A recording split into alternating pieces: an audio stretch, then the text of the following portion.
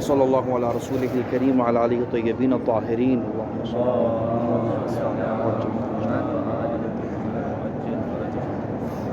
كما لا يصح بأن الحكمين ليس في مرتبة واحدة بل في مرتبتين ضرورة تأخر الحكم الظاهر عن الواقع بمرتبتين وذلك لا يكاد يجدي فإن الظاهر وإن لم يكن في تمام مراتب الواقع إلا أنه يكون في مرتبته أيضا. برادران، بات چل رہی تھی شبہات ابن قبا میں، اور فرض یہ ہے کہ دو حکم ہمارے پاس، ایک حکم واقعی ہے اور ایک حکم ظاہری ہے، اور اگر کہیں کہ بیک وقت دونوں حکم فعلی ہیں تو اگر مماثل ہے تو اجتماع مثلین، اور اگر ضد ہے تو اجتماع ضدین، اور اگر کہیں کہ حکم ظاہری جگہ لے لیتا ہے حکم واقعی کی تو تصویب ہے. ہر تین باطل. اور ابھی تک اس کے 4 جواب عرض کیے جا چکے ہیں، جس میں سے پہلا جواب مصنف نے قبول کیا لیکن علی مبنی ہے وہ، اور معروف مبنی کے مطابق جو ہے مصنف نے اپنا والا جواب اسے ترجیح دی ہے. جواب نمبر 3 تھا جو فعلیت ناجزہ، یہ ساری بات گزر چکی. آج بسیط ہے مطلب جواب خامس. جواب خامس جو ہے وہ شیخ اعظم رحمۃ اللہ علیہ نے اس کو ذکر کیا ہے فرائض الاصول کے اندر، بعض مباحث برات کے اندر، ٹھیک، اور بنا رکھی ہے واضح محمد حسین قمی نے. آسان ہے بہت. وہ کہتے ہیں کہ اجتماعی ضدین کہاں ہوتے ہیں؟ جہاں ایک ہی وقت میں ایک ہی شے پہ 2 ضد اکٹھی ہوں، فی آن واحد، ایک ہی وقت میں. ہاں ضروری ہے موضوع بھی ایک ہو، وقت بھی ایک ہو، اور پھر ضدین اکٹھے ہو تو یہ محال ہے. آگا فرماتے ہیں کہ یہاں پر جواب خامس والے کہتے ہیں کہ یہاں پر ایسے نہیں ہے، بلکہ جس وقت میں حکم واقعی آتا ہے اس وقت ظاہری نہیں ہوتا، اور جس وقت حکم ظاہری فعلی ہوتا ہے اس وقت حکم واقعی ختم ہو چکا ہوتا ہے. تو جب 2 حکم ایک دوسرے کے بعد آ رہے ہوں تو ہذا یجوز. یہاں پر ابھی جو ہے سواد ہے، سواد ختم ہونے کے بعد بیاض آئے گا تو یجوز. ایک وقت میں ضدین اکٹھے نہیں ہو سکتے. یہ تو ہو سکتا ہے کہ متعاقب ہوں، ایک پہلے اس کے بعد. تو جواب خامس والا کہتے ہیں ہمارا جو حکم ظاہری اور واقعی اسی باب سے ہیں. حکم واقعی جب ہوتا ہے ظاہری نہیں آتا، جب حکم واقعی ختم ہو چکا ہوتا ہے تب ظاہری آتا ہے. تو یہ اجتماع ہے ہی نہیں سرے سے، بلکہ ترتب ہے، بلکہ یہ تعاقب ہے، اور تعاقب و ترتب جو ہے وہ جائز ہے. کس طرح سے؟ آپ کہتے ہیں کہ آپ ذرا تحلیل کریں حکم ظاہری کو تو آپ کو نظر آ جائے گا. حکم ظاہری کب آتا ہے؟ جب شک ہو حکم واقعی میں. اچھا، شک عارض ہے نا حکم واقعی پر، تو اب معلوم ہے کہ جو عارض ہوتا ہے وہ متاخر ہوتا ہے رتبتاً معروض سے.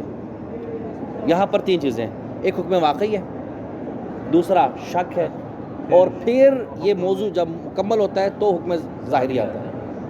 آپ یہ کہتے ہیں الحکم الواقعی معروض، المشکوک عارض، مشکوک عارض، ٹھیک. جب یہ ہو تو ہاں حکم ظاہری آتا ہے. اس کا مطلب ہے کہ حکم ظاہری 2 مرتبوں سے متاخر ہے، یعنی حکم ظاہری متاخر ہے وجوداً حکم واقعی سے 2 مرتبہ میں. اگر حکم واقعی ہو تو اس کے مرتبہ میں بھی نہیں آتا، ٹھیک. اس کے بارے میں شک ہو تو اس شک کے مرتبہ میں نہیں آتا، بلکہ شک کے بعد آتا ہے، اس لیے چونکہ ہر حکم موضوع کے بعد آتا ہے. واضح جو عبارت میں ذکر کیا انہوں نے کہ حکم ظاہری متأخر عن الواقع بمرتبتین، مراد یہ مرتبتین سے ہے کہ جس ظرف میں جس وقت میں حکم واقعی آپ کے لیے ثابت ہو حکم ظاہری نہیں آتا. تو پس پہلا مرتبہ حکم ظاہری والا ہے کہ جس میں حکم واقعی والا ہے کہ جس میں حکم ظاہری نہیں آتا. دوسرا، جب حکم واقعی کے بارے میں شک ہو تو شک کے وقت بھی نہیں آتا، شک کے بعد آتا ہے. پہلے شک آ جائے تو حکم ظاہری آتا ہے. واضح؟ تو پس نہ تو معروض کے مرتبے میں ہے حکم واقعی کے مرتبے میں حکم ظاہری جال ہوتا ہے، نہ ہی عارض شک کے مرتبے میں حکم ظاہری جال ہوتا ہے، بلکہ ان دونوں مرتبوں کے بعد حکم ظاہری جال ہوتا ہے. جب یہ واضح ہو گیا تو اب آسان ہے. کہتے ہیں اس تحلیل کے بعد آپ دیکھیں حکم ظاہری جس وقت آیا اس وقت حکم واقعی ختم ہو چکا تھا. واضح ہو گیا نا؟ کیا مطلب ہے شک در حکم واقعی کا؟ یہی نا کہ آپ کو علم نہیں ہے، علم یعنی وہ فعلی و حجت نہیں ہے، تو پھر جب وہ حجت نہیں ہے تو کہنا لا یکون لا یوجد، حکم واقعی ہے ہی نہیں ہے، جب نہیں ہے تو اس کی جگہ پر ایک حکم آ گیا۔ اس کا مطلب یہ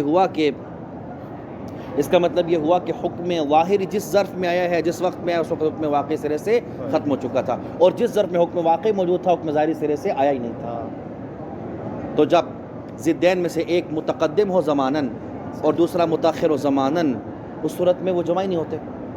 جمع ہوتے ہیں کب؟ جب دونوں فی زمان واحد ہوں، فی رتبت واحدہ، یا آسان لفظوں میں کہ فی عرض، ایک دوسرے کے عرض میں ہو، جب طول میں ہو، ایک پہلے آ رہا دوسرا بعد میں آ رہا ہو، خادلہ یکون اجتماع اصلاً۔ واضح؟ یہ ہے جواب خامس۔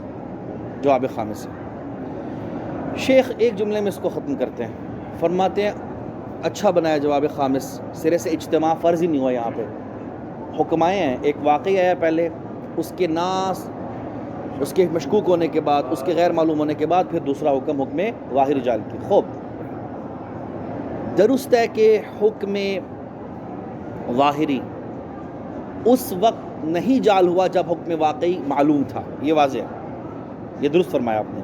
حکم ظاہری لا یجتمع مع حکم الواقعی، جب حکم واقعی کا علم ہو جائے تو صرف حکم ظاہری جال ہی نہیں ہوتا، یہ آپ نے درست فرمایا۔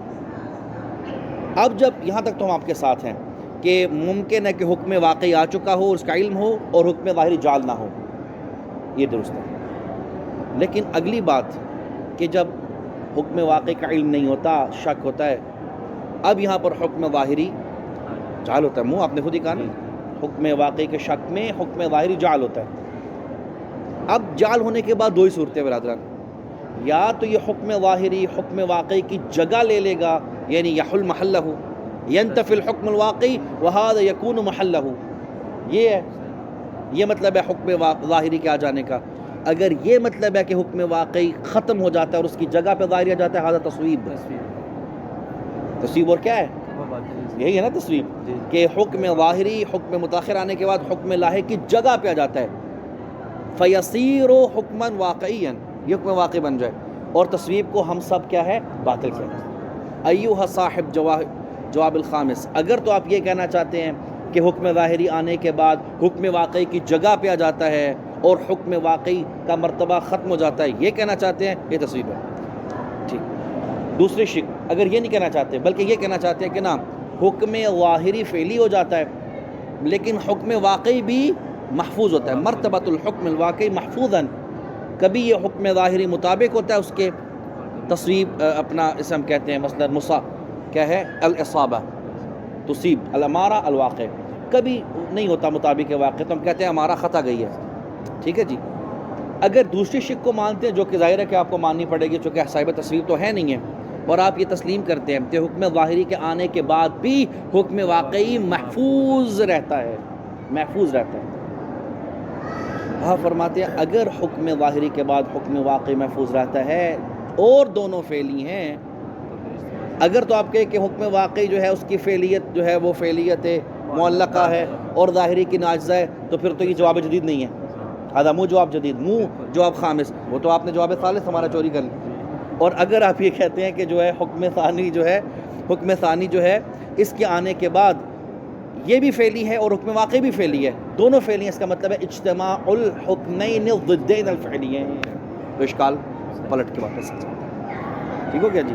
تو آگے کہتے ہیں کہ اب وہ جو بات رہ گئی تو اسے مکمل کرتے ہیں۔ آگے کہتے ہیں کہ درست ہے کہ حکم واقعی کے تمام مراتب میں حکم ظاہری جال نہیں ہوتا، بلکہ حکم ظاہری کب جال ہوتا ہے؟ جب حکم واقعی کا شک ہو، اما حکم ظاہری کے تمام مراتب میں حکم واقعی فعلی ہوتا ہے، واضح نا؟ کیونکہ جب آپ کو شک ہو گیا حکم واقعی کا تو حکم ظاہری جال ہوا، اس وقت بھی جو حکم واقعی اپنی جگہ پر فعلی رہے گا، کیوں؟ چونکہ احکام واقعیہ مشترک بین العالم والجاہل، جس طرح عالم کے لیے حکم واقعی ہوتا ہے اور اس کی طرف متوجہ ہوتا ہے، اس طرح سے حکم ظاہری بھی جو ہے وہ ملتفت ہوتا ہے، جاہل کی صورت میں بھی ملتفت ہوتا ہے، یعنی ہے نا ہمارا مبنی ہے امامیہ کا کہ جو احکام ہیں وہ وضع ہوتے ہیں، احکام واقعی عالم جاہل دونوں کے لیے، لہٰذا حکم واقعی ظاہری کے تمام مرتبوں میں موجود ہوتا ہے، درست ہے کہ حکم ظاہری واقعی کے تمام مرتبوں میں موجود نہیں ہوتا. بس ایک طرف سے اگر اجتماع حاصل ہو جائے، یعنی حکم ظاہری کے آنے کے بعد حکم واقعی کھڑا ہے اپنی جگہ پہ اور حکم ظاہری آ گیا، اس کا مطلب ہے اجتماع الحکمین الضدین. بات واضح ہوئی؟ یہ جو آخری عرض کیا نا، یہ عبارت کے ساتھ ملانے کے لیے کیا ہے. یہ جو آخر میں عرض کیا واضح ہوا کہ حکم واقعی کے تمام مرتبوں میں، تمام مرحلوں میں حکم ظاہری جال نہیں ہوتا. واضح ہے، جب حکم واقعی کا علم ہو تو ظاہری ہوتا ہی نہیں ہے. تو بس حکم واقعی کے علم والا جو مرتبہ ہے اس میں حکم ظاہری جال نہیں ہوتا. یہ واضح ہے نا؟ ٹھیک ہے. اب ظاہر کی طرف آ جائیں. ظاہری کب جال ہوتا ہے؟ جب حکم واقعی کے جہل ہو. ٹھیک، حکم واقعی کے جہل میں ظاہری آتا ہے. سوال یہ کہ اس وقت کہ جب حکم واقعی کا جال ہے کہ حکم واقعی وجود رکھتا ہے نہ رکھتا؟ وجود رکھتا ہے. تو پس جب ظاہری وجود رکھتا ہے اس کے ساتھ واقعی وجود رکھتا ہے. لیکن جب واقعی وجود رکھتا ہے ضروری نہیں ہے کہ ظاہری وجود رکھتا ہو، بلکہ بعض صورتوں میں وجود نہیں رکھتا جب علم ہو جائے حکم واقعی کا، اور بعض صورتوں میں اس کے ساتھ ہوتا ہے جس طرح جب شک ہو جائے. بات واضح ہوگی؟ بس خلاصہ یہ ہوا کہ جواب خامس غیر و تام، اور اس سے لازم آتا ہے کہ حکم ظاہری اور حکم واقعی ایک ہی وقت میں فعلی ہو جائیں اور دونوں ضد اجتماع الضد دیں. ملاحظہ کیجیے گا. کما لا یصح، جس طرح سے کہ درست نہیں ہے یہ جواب خامس. کیا؟ بأن الحکمین لیسا فی مرتبۃ واحدہ. یہ جو جواب خامس ہے کہ دونوں حکم، کون سا حکم؟ حکم واقعی اور دوسرا حکم ظاہری، یہ دونوں ایک مرتبے میں نہیں ہیں، ایک عرض میں نہیں ہے. یہ کہتا انہیں جمع کہا جائے. بل فی مرتبتین، بلکہ یہ دونوں الگ مرتبوں میں ہیں. حکم واقعی جو ہے وہ مرتبہ متقدمہ میں ہے، اور پھر اس کے بعد جب اس کا جہل ہو جائے تو حکم ظاہری جہل ہوتا ہے. بات واضح ہوئی؟ یہ دونوں ایک مرتبہ میں نہیں ہیں بلکہ دونوں کے الگ مرتبہ ہیں.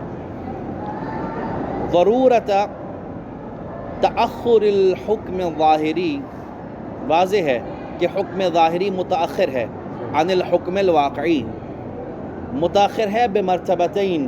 عرض کیا تھا دو مرتبے. نمبر ایک، پہلے حکم واقعی جب آتا ہے تو ظاہری نہیں ہوتا، یہ مرتبہ اولا ہے. دوسرا، جب حکم واقعی کے بارے میں شک ہو تب بھی ظاہری نہیں آتا، بلکہ اس کے بعد حکم موضوع آنے کے بعد حکم آتا ہے. یہ مطلب ہے بات کا. حکم ظاہری کے حکم واقعی سے متاخر ہونا یہ بدیہی ہے، دو مرتبوں میں متاخر ہونا. وذالک، خلص ہو گئی. یہ ہے تقریب بیان جواب خامس کا. اگر فرماتے ہیں لا یصح، کیوں لا یصح؟ وذالک لا یکاد یجدی، حکم ظاہری کا حکم واقعی سے دو مرتبوں میں متاخر ہونا یہ مفید نہیں ہے، پھر بھی اجتماع ضدین لازم آئے گا. کیوں جی؟ فإن الظاہری وإن لم يكن في تمام مراتب الواقعی، یہ ہم شکل کہا تھا.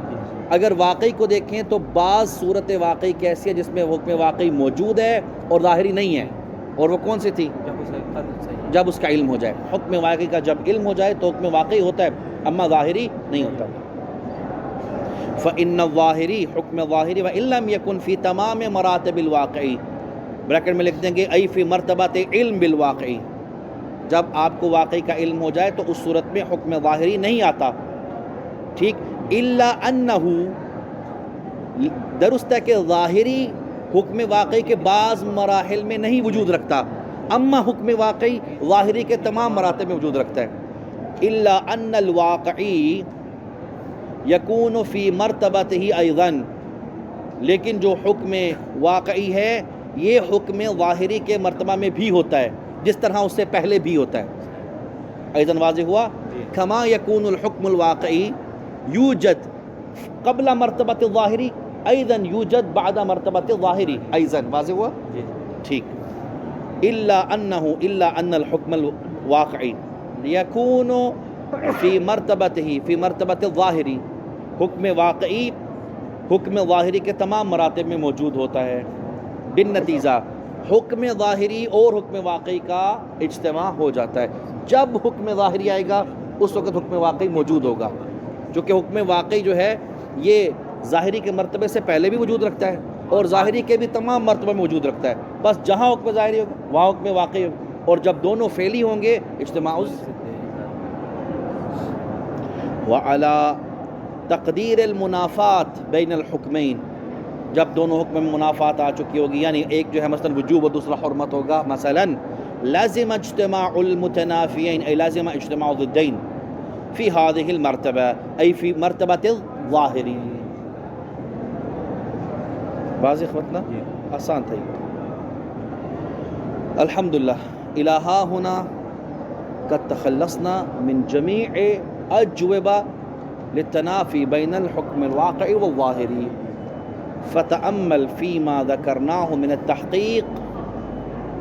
غور فرمائیے جو ہم نے تحقیق عرض کی ہے فی توفیق ای فی توفیق بین الحکم الواقعی والظاہری، مسئلہ حکم واقعی و ظاہری کے درمیان کس طرح موافقت پیدا کریں، اس بارے میں ہم نے جو عرض کی تحقیق اس میں تأمل فرمائیے. فإنہ جو ہم نے عرض کی تحقیق دقیق بھی ہے، وبالتأمل حقیق اور اس قابل ہے کہ اس میں غور اور تفکر کیا جائے. الحمدللہ اسی کے ساتھ ہم جو ہیں وہ جو 3 امور بیان کرنے تھے مصنف نے امارہ کی اصلی بحث میں داخل ہونے سے پہلے، وہ دوسرا امر مکمل ہوا. اس کے بعد تیسرا امر ہے. واضح ہے. اگر خلاصہ کریں تو امر اول کیا تھا برادران؟ کہ تعبد بعمارہ ممکن ذاتاً، ممکن ذاتی ہے. ذاتاً نہ تو وہ واجب الحجیہ ہے اور نہ ہی ممتنع الحجیہ ہے، بلکہ ممکن الحجیہ ہے ذاتاً.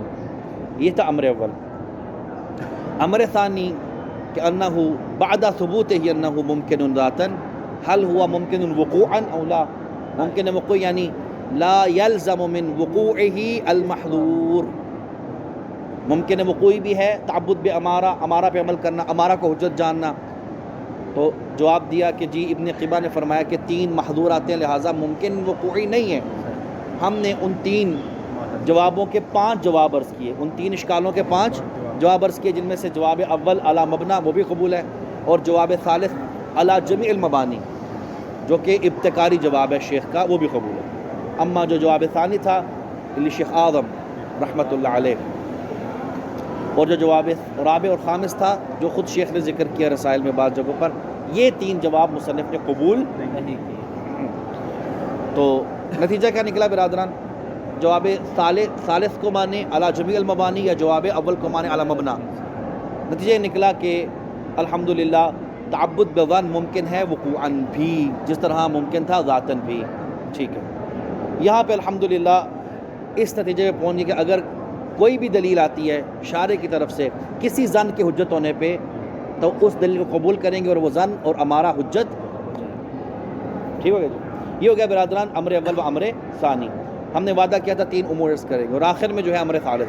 امر ثالث جو ہے وہ باقی 2 امروں سے ہٹ کے یہ ثابت ہو کہ الحمدللہ کہ اگر کسی امر ثالث شروع کر رہے ہیں، یہ ثابت ہو گیا برادران الحمدللہ کہ اگر کسی زن کی حجیت پر دلیل موجود ہو علی الراس والعین فہو حجہ بلا ریب. اگر کسی زن کے عدم حجیت پر دلیل ہو ماشاءاللہ تو یہ بھی آسان ہے، یعنی وہ لیس بحجہ. ھذا ہم واضح لا کلام فی. لیکن اگر ایک ایسا زن ہے جس کے حجیت پر بھی دلیل نہیں ہے اور عدم حجیت پر بھی دلیل نہیں ہے، مشکوک ہے آیا یہ حجت ہے یا نہیں. مثال کے طور پہ اجماع منقول ایسا زن ہے، اجماع منقول سے آنے والا زن ایسا زن ہے نہ تو اس کی حجیت پر دلیل ہے فرضی ہے اور نہ ہی اس کے عدم حجیت پر دلیل ہے. اس کو کیا کہیں گے؟ دراصل یہ بحث جو بھی عرض کرنے لگے ہیں وہ یہ ہے، اور اس کو آسان لفظوں میں پوچھیں گے اسے کہتے ہیں ما ہی القاعدۃ الاولیہ للظن. جب کسی زن کے بارے میں شک پڑ جائے کہ حجت ہے یا نہیں ہے تو قاعدہ اولی کیا ہے؟ آیا اس کی حجیت ہے یا عدم حجیت؟ ھذا وہ بحث. اس میں الحمدللہ شیخ اعظم رحمۃ اللہ علیہ اور اخوند اس میں متفق ہیں، ضابطے اور قاعدے میں دونوں متفق ہیں. اما بعد کفایہ. جو تقریب جناب شیخ ہے اخوند وہ اور ہے، اور جو جناب شیخ اعظم کی تقریب ہے وہ اور ہے، اور اس کے اوپر سخت اشکالات جناب شیخ فرمائیں گے. تقریب میں دونوں میں اختلاف ہے، اما ضابطہ دونوں کے مطابق ایک ہے. ضابطہ اور قانون یہ ہے جس زن کی حجیت کا علم نہ ہو سکے اور شک ہو اس کے بارے میں قاعدہ یہ القطع بعدم الحجیہ، اس کا یقین کر لیں کہ وہ حجت نہیں ہے. الشک، اس کا قانون یہ ایک قاعدہ یہ ہے، الشک فی الحجیہ یساوق القطع بعدم الحجیہ، کسی زن کے حجت ہونے کے بارے میں شک، اس کا نتیجہ یہ ہوتا ہے کہ اس کے عدم حجیت کا قطع ہو جائے. یہ ضابطہ، یہ فارمولا ھذا ثابت بین جمیع العلام. اما تقریب المصنف، بات واضح برادران؟ جی یہ عبارت جو ہے وہ یہاں تک پڑھ لیں، پھر اس کے بعد ثالثها ای ثالث الامور، تیسرا جو ہے وہ امر، ان الاصل، الاصل یعنی قاعدہ ضابطہ، فی ما لا یعلم اعتبارہ، وہ زن یا وہ کہ جس کے اعتبار کا علم نہ ہو سکے، جس کی حجیت کے اوپر دلیل نہ ہو، بالخصوص شرعاً یعنی دلیل خاص شرعی، جس کے معتبر ہونے پہ نہ ہو، معلوم نہیں ہے ہمیں، ہے شک ہے یعنی، ولا یحرز التعبد به واقعاً، یہ عطف تفسیری ہے، جس کے اعتبار کا علم نہ ہو اور جس سے تعبد کا احراز نہ ہو، آیا ہم اس سے تمسک کریں اور اس کو حجت مانیں؟ جب علم نہ ہو، شک ہو، شک کی صورت میں الاصل القاعدہ عدم حجیت ہی، ای عدم حجیت ما، عدم حجیت هذا المشکوک جزماً، یہ ہوگا نا بیان قاعدہ، الشک فی الحجیہ یساوق القطع بعدم الحجیہ، هذا ضابط ہے. دلیل کیا ہے جی اس ضابطے کے اوپر؟ اخند کی، پہلے اخند کی تقریب تسلی سے، اس کے بعد پھر ہم شیخ اعظم کی تقریب اور اس کا رد. آقا فرماتے ہیں کہ کچھ مقدمات ہیں. یہ جو حجیت ہے جس کے بارے میں آپ کو شک ہے کہ پتہ نہیں، مثلا اجماع منقول حجت ہے یا حجت نہیں، شنو معنی حجیت؟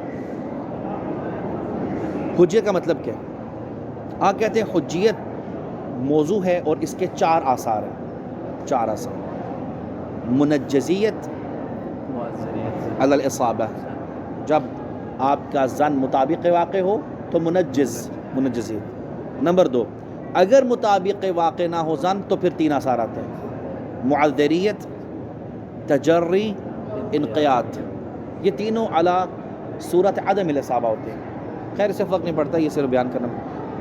اہم یہ ہے کہ حجیت کے 4 آثار ہیں. جب بھی کوئی شے حجت ہوتی ہے اس کا معنی یہی ہے، حجت یعنی منجزیت او معذریت. او مثلا اگر وہ بندہ جرت کرتا ہے مثلا تو مطابق واقع نہ ہو تو تجری، اور اگر مطابق واقع نہیں تھا اور آپ نے اطاعت کرنے کی کوشش کی تو انقیاد. ٹھیک ہے، یہ آثار حجیت، آدھا ہم واضح جدا واضح. مقدمہ نمبر 1. مقدمہ نمبر 2، آپ فرماتے ہیں کہ یہ جو حجیت ہے جس کے یہ 4 آثار ہیں، یہ کسی اور کی جگہ برادر اس سوال کے اوپر، حجیت کسی کے لیے واقع میں ثابت ہو تو یہ آثار آ جاتے ہیں، یا جب تک علم نہ ہو اس کے حجت ہونے کا جب تک یہ آثار نہیں آتے؟ احتمالان، یعنی آسان لفظوں میں عرض کروں تو یہ جو آثار 4 بیان کیا حجیت کے، یہ حجیت بما ہوا حجیت بے وجود الواقعی کے ہیں، یا نہ یہ آثار 4 حجیت بما ہی معلومہ و بصورت العلم، اس کے آثار ہیں. اس کی وضاحت کے لیے ایک مثال دیتا ہوں. بعض احکام برادران موضوع کے لیے ثابت ہوتے ہیں، سواء علم بہ المکلف ام لا، یعنی موضوع کے بارے میں علم ہے مکلف کو یا نہیں، مکلف کو علم نہیں ہے، ہر 2 صورت میں یہ موضوع ہے تو اس کے لیے حکم ثابت ہوگا. مثال، اس کی مثالیں وہی ہیں، تمام مثالیں جو ہمارے ہاتھ میں جتنے بھی موضوع محمول ہیں. مثلا حرمت الخمر، شرب الخمر موضوع، حرام حکم. یہ جو حرمت ہے یہ شرب الخمر کے لیے ثابت ہے، خواہ زید صاحب کو پتہ ہو تب بھی علم ہو یا علم نہ ہو. واضح؟ تو واضح ہے کہ اکثر احکام ایسے ہی ہیں کہ ان میں حکم ثابت ہے موضوع کے لیے، خواہ اس موضوع کے بارے میں علم ہو یا نہ ہو. لیکن بعض احکام شریعت میں ایسے ہیں کہ جس میں خود موضوع کے لیے حکم ثابت نہیں ہے، بلکہ جب تک موضوع کا علم نہ ہو اس وقت تک حکم نہیں آتا. یعنی گویا کہ یہ حکم موضوع کے ایک صورت میں آئے گا اور ایک صورت میں نہیں آئے گا. اگر آپ موضوع سے جاہل ہیں احسن، یہ حکم نہیں سرے سے واضح ہے، اور اگر آپ موضوع کا علم رکھتے ہیں تو یہ حکم واضح ہے برادر. اس کی مثال لیتا ہوں، بعض الطریق مثال دی ہے، قد یکون هناک مناقشہ علی بعض المبانی، لیکن یہ بات وہ یہ جواز التصرف فی ملک الغیر، یہ حکم ہے جواز. اس کا موضوع کیا ہے؟ رضا بالتصرف من المالک. یوں ہے الرضا من المالک بتصرف، جب راضی ہو جائے مالک کہ میری چیز میں تصرف کر لو، یہ موضوع ثابت ہو جائے تو اس کا حکم کیا ہے؟ جواز تصرف.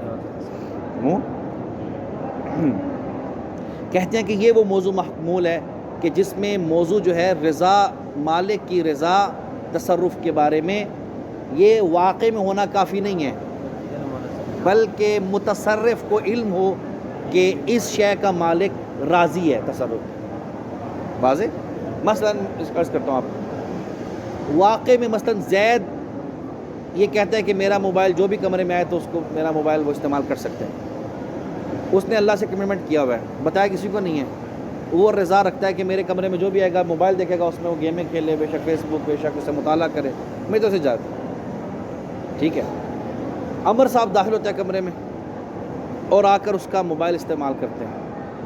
یہاں کیا حکم ہے؟ جواز تصرف ہے، جائز ہے عمر کے لیے نا، حالانکہ اس کے مالک نے استعمال کرنے کے اوپر راضی ہے. اس کا مالک کہتا ہے میں راضی ہوں، لیکن جب تک عمر کو علم نہیں ہے اس رضا کا، آپ فقہا کیا کہتے ہیں؟ جائز نہیں. واضح ہے نا؟ اگر اس طرح سے صرف رضا واقعی کافی ہوتی تو بہت ساری چیزیں الحمدللہ جائز ہو چکی ہوتی. آپ کہتے ہیں جب تک علم نہ ہو کہ وہ بندہ راضی ہے، جب تک اب تصرف نہیں کر سکتے. اس کا مطلب ہے جواز تصرف منوط مو برضا المالک، مو فقط رضا المالک المعلوم للمتصرف. واضح نا؟ تو بعض احکام برادران ایسے ہوتے ہیں جو ذات موضوع پر نہیں آتے، بلکہ موضوع بے اضافت انہ معلوم اس کے لیے آتا ہے. واضح؟ جب یہ برادران مقدمہ واضح ہوگی، مثال عرض کی تھی ہم نے. اب آتے ہیں ہمارے اس مسئلے میں. اخن فرماتے ہیں یہ جو آثار اربع ہیں، منجزیت و معذریت، تجری و انقیاد، یہ کسی شے کے، کسی زن کے واقع میں حجت ہونے کے آثار ہیں کہ خواہ مجھے اس کی حجت کا علم ہو یا نہ ہو، یہ آ جائیں گے. ایس کے ہیں یا نہ؟ اس کی حجیت کے بارے میں جب تک علم نہ ہو جب تک ہی نہیں آتے. یعنی کیا مطلب؟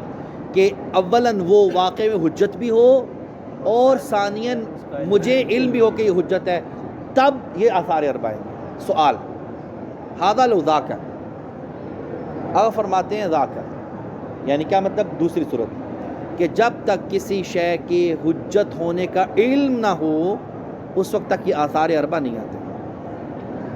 یہ دعویٰ ہے مصنف کا، یہ مقدمہ نمبر 2 ہے. ٹھیک ہے جی. اسی دعوے میں مقدمہ نمبر 3 عرض کر دیں ہم اس کو. اسی دعوے کی دلیل شنو دلیل ہے؟ کوئی پوچھے کہ آپ نے دعویٰ کیا ہے کہ کسی شے کے حقیقت میں حجت ہونے سے منجز نہیں ہوتی وہ شے، نہ وہ معذر ہو سکتی ہے، بلکہ اس وقت وہ منجز و معذر ہوتی ہے وہ شے جب اس کی حجیت کا آپ کو علم ہو. ٹھیک، آپ نے دعویٰ کیا، دلیل. اگر فرماتے ہیں کہ یہ بتائیے، خود فرماتے ہیں دلیل دیتا ہوں، لیکن دلیل کون سی چاہیے، قرآن یا روایت؟ قرآن اور روایت کی بات نہیں ہے، یہ مسئلہ اطاعت ہے، اور یہاں پر عقلی دلیل چلتی ہے. ہم آپ کو ایک عقلی دلیل دیتے ہیں اور یہ آپ اسے پوچھوائیں گے. دلیل فرض کریں کہ اجماع منقول جو ہے وہ شارع کی نظر میں واقع میں حجت ہو، یعنی حجت واقع میں اس کے لیے ثابت ہو، لیکن آپ کو اس کی حجت کا علم نہیں ہو سکا. آپ نے دلیلیں ڈھونڈی، آپ کو اجماع منقول کی حجت ثابت نہیں. ٹھیک، اب اس صورت میں غور کیجیے گا، اس صورت میں مثلا اجماع منقول نے ایک حکم ثابت ہوا، اجماع منقول کے ذریعے سے ایک حکم ثابت ہوا، آپ نے اس حکم پہ عمل نہیں کیا. کیوں نہیں کیا زید صاحب؟ چونکہ آپ نے کہا جی مجھے تو علم ہی نہیں تھا کہ یہ حجت ہے. آپ یہ کہہ سکتے ہیں نا کہ مجھے نہیں پتہ یہ حجت ہے، میرے لیے اس کی حجت ثابت نہیں تھی، سو میں نے اس کے مطابق عمل نہیں کیا. ٹھیک، اب اگر آپ کہیں کہ یہ جو آثار اربع ہیں یہ خود اس شے کے لیے جو حجت ہے واقعاً، اس کا مطلب کیا ہے کہ جب واقعاً اجماع منقول حجت ہے، اگرچہ آپ کے لیے ثابت نہیں ہوا، اور یہ ظن مطابق واقع بھی تھا، تو اس کا مطلب کیا ہے؟ منجز ہونا چاہیے.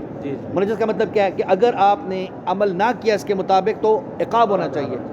جبکہ عقل کیا کہتی ہے؟ عقاب نہیں ہونا چاہیے. کس صورت میں عقاب ہونا چاہیے؟ جب آپ کو اس کی حجیت کا علم ہو جائے اور پھر میں عمل نہ کروں تو عقاب ہونا چاہیے. موہی اس کا مطلب ہے کہ عقل جس نے جو باب حجت میں حجت ہے، باب حجیت و اطاعت میں عقل حجت ہے، وہ کہتی ہے کہ صرف اور صرف منجزیت اور استحقاق العقوبہ علی المخالفہ اس صورت میں آئے گی جب کہ اس شے کی حجیت کا مجھے علم ہوگا. ارجوا سے یہ ایک مثال ہے، ایک دلیل ہے. دوسری دلیل فرض کریں کہ آپ کے لیے اجماع منقول کی حجیت ثابت نہیں ہوئی تھی، جس طرح بھی عرض کیا پہلے ثابت نہیں ہوئی، اور وہ مطابق واقع بھی نہیں تھا، خطا تھا. مثلا اس نے کہا کہ حرمت صلاۃ جمعہ مثلا، اور واقع میں لکھا تھا وجوب صلاۃ جمعہ. ٹھیک ہے، اس صورت میں آیا معذر ہوگا وہ واقع چھوڑنے کی وجہ؟ واقع چھوٹ گیا آپ کے ہاتھ سے، کیوں؟ علم نہیں. ہاں علم نہیں. شاباش. آپ اس وقت شارع پوچھے گا کہ آپ نے واقعی کا عمل کیوں نہیں کیا، آپ کہیں گے جی میں اس پہ اعتماد کرا تھا. آپ یہ کہیں نہیں، اس لیے چونکہ آپ اس وقت کسی شے کو احتجاج کر سکتے ہیں اس کے ذریعے سے جب اس کے حجت ہونے کا علم ہو، تو وہ شارع کی نظر میں آپ کو معذور قرار دے گی. لیکن جس کے خود حجت ہونے کا علم نہ ہو اس کے ذریعے سے نہ احتجاج درست ہے اور نہ وہ آپ کے لیے بروز قیامت معذر ہو سکتا ہے. وہاکذا جمیع الصور، جمیع الآثار. منجزیت عرض کر دی ہم نے، معذریت عرض کر دی، اس طرح تجری، اس طرح انقیاد. بس خلاصہ یہ ہوا، جو عقل باب حجت اور اطاعت میں حجت ہے وہ کہتی ہے کہ صرف اور صرف منجزیت و معذریت و سارے آثار اس شے کے لیے حجت ہیں، ثابت ہیں کہ جو حجت ہو واقعاً اور اس کی حجیت کا ہمیں علم بھی ہو. اذا تم ھذا اخوتنا، جب یہ دعویٰ اور اس کی دلیل طے ہو گئی، ثابت ہو گئی، ثابت المطلوب. وہ کس طرح ثابت المطلوب؟ وہ یہ ہے کہ جب بھی کسی زن کے بارے میں علم ہو جائے کہ حجت ہے تو یہ سب آثار آ جائیں گے، اور اگر شک ہو اس کی حجیت میں تو یہ آثار نہیں ہے. معنی یہ ہوا نا اس کا. ٹھیک ہے جی. ان آثار کا موضوع حجہ المعلومہ ہے، تو اس کا مطلب ہے کہ جب کسی شے کے حجت ہونے کا علم نہ ہو، واضح ہے کہ جب تک موضوع کے تمام اجزاء ثابت نہ ہو حکم نہیں آتا. اور دوسرا ہم نے ثابت کر دیا کہ نمبر ایک حجت ہونا اس کا واقع میں، نمبر دو اس کی حجت کا علم ہونا. اور جب کسی شے کے حجت کا علم نہ ہو یعنی مشکوک ہو، اس صورت میں آثار اربع نہیں آئیں گے.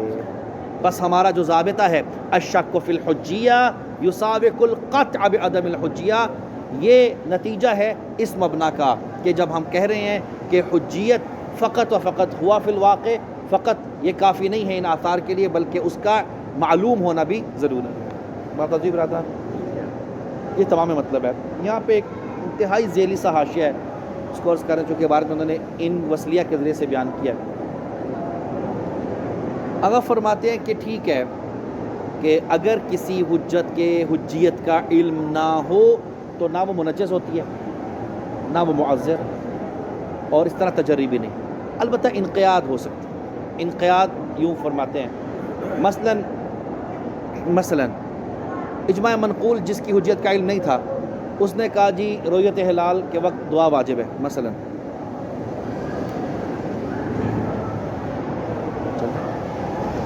انہوں نے کہا کہ مثلا اجماع منقول نے ثابت کیا کیا کہ وجوب الدعاء عند رؤیت الہلال، ٹھیک، اور شارع میں وجوب نہیں تھا، واقع میں یہ وجوب نہیں تھا. یہ مطلب ہے نا کہ انقیاد اور تجری اور معذر کا ہوتا جب مطابق واقع نہ ہو آپ کے ہمارا.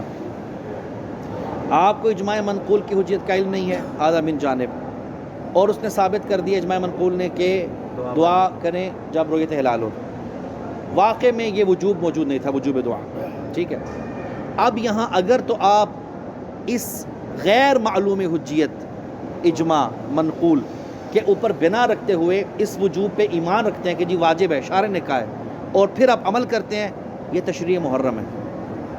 واضح ہے نا یہ تشریع محرم، یعنی شارع کی طرف آپ ایک ایسی شے کی نسبت دے رہے ہیں جس کی نسبت کا یقین نہیں آپ کو. واضح نا تشریع محرم. لہٰذا انقیاد بھی نہیں ہو سکتا. ہاں البتہ ایک چیز انقیاد میں ہو سکتی ہے، وہ کیا؟ وہ یہ کہ آپ یہ نہ کہیں کہ یہ وجوب ثابت ہے میرے لیے اور میں اس کے ایمان رکھتا ہوں اور اس کے مطابق عمل کروں گا، نہ، بلکہ برجاء المطلوبیہ. هذا قاعدہ تسامح الادلہ فی ادلۃ السنن، التسامح فی ادلۃ السنن، یہ اسی باب سے ہے یہ قاعدہ. یعنی جب اجماع منقول جس کی حجت کا علم نہیں ہے، اجماع قائم ہو گیا کس کے اوپر؟ وجوب رؤیت ہلال، وجوب دعا رؤیت ہلال. اس پہ آپ کو ٹھیک ہے اجماع کی حجت کا علم نہیں ہے، لیکن آپ یہ نہیں کہتے کہ یہ حکم واقعی ہے اور میں اس کے مطابق عمل کروں. لا، آپ کہتے ہیں کہ میں عمل کروں گا اس امید کے ساتھ کہ اگر یہ ہوا مطابق واقع تو انشاءاللہ اجر ملے گا. اس رجاء مطلوبیت کے ساتھ اگر آپ عمل کرتے ہیں تو کیا ثواب ہو سکتا ہے؟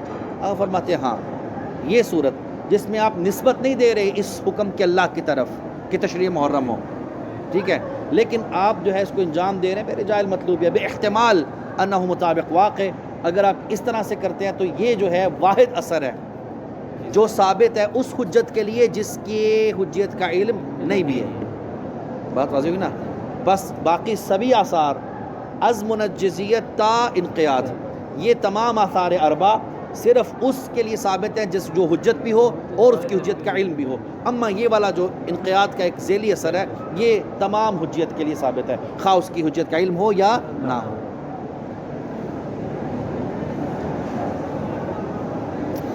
خوب، ثالثها ان الاصل فيما لا يمكن يعلم اعتباره بالخصوص شرعا ولا يحرز التعبد به واقعا عدم حجیته جزما. یہاں تک یہ بات پڑھ لی تھی. خوب، یہاں پہ فرماتے ہیں کہ آگے کیا مطلب ہے عدم حجیت کا؟ بمعنی عدم ترتب الاثار المرغوبہ من الحجہ، یعنی وہ آثار اربع کہ جو مطلوب ہیں کسی شے کے حجت ہونے سے، جو کسی حجت سے مطلوب و مرغوب ہوتے ہیں، ان آثار اربع کا مترتب نہ ہونا علیہ علی ما لا یعلم اعتبارہ. جب ہم کہتے ہیں کہ مشکوک الحجیہ حجت نہیں ہے، اس کا مطلب یہ ہے کہ جو آثار حجیت والے تھے وہ اس مشکوک الحجیہ پر نہیں آئیں گے، یہ مطلب ہے اس کا. تو یہ بمعنی تفسیر ہو گئی عدم حجیت کی. عدم حجیت کا مطلب کیا ہوتا ہے؟ واضح، عدم ترتب الاثار علیہ علی ھذا المشکوک قطعا. واضح ہے کہ یہ آثار قطعا مترتب نہیں ہوں گے. یہاں تک دعویٰ اور دعوے کی تفسیر تھی. اب دعوے کی دلیل آتی. فإنها لا تكاد تترتب، انہا یہ آثار مرغوبہ جو اربع ہیں، لا تكاد تترتب الا، یہ آثار اربع مترتب نہیں ہوتے مگر اس پر علامت تصفہ ما سمرات وہی جس کی حجیت کے بارے میں بحث چل رہی ہیں، مثلا اجماع منقول. یہ آثار اربع مترتب نہیں ہوتے مگر اس پر کہ جو حجت ہو فعلاً، فقط اس کا فعلاً حجت ہونا کافی نہیں ہے. عبارت آگے چل رہی ہے ولا يكاد يكون الاتصاف بالاثار، عفوا اتصاف بالحجیہ، اور کسی کا فعلاً حجت ہونا یہ بھی کافی نہیں ہے.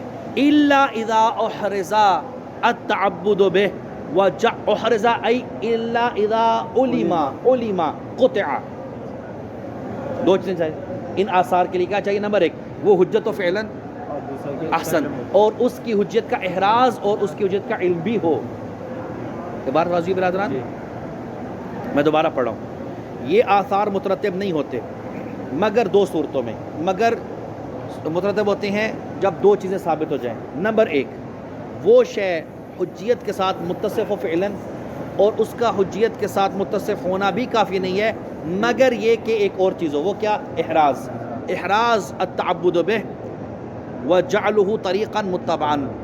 جب تک یہ علم نہ ہو جائے کہ اس کے ذریعے تعبد کیا جا سکتا ہے اور یہ شارع نے طریق قرار دیا ہے حکم واقع تک کا، طریقا متبعا یعنی قابل اتباع طریق، جب تک اس کا حجت فعلی ہونا اور اس کی حجیت کا علم یہ دو ثابت نہ ہو تو یہ آثار مترتب نہیں ہوتے. یہ ہمارا مقدمہ نمبر 2 تھا برادران.